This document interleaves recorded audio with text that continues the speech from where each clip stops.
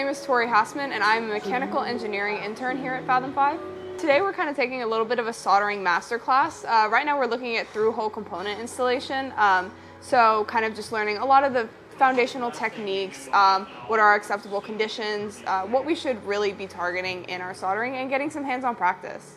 One of the highlights of my internship so far is really being able to learn new skills and apply them into different applications. I didn't come in expecting to kind of learn how to solder and learn this a little bit more of an electronic side, but it's been really interesting, and it's hugely essential into how all of these mechanical components work.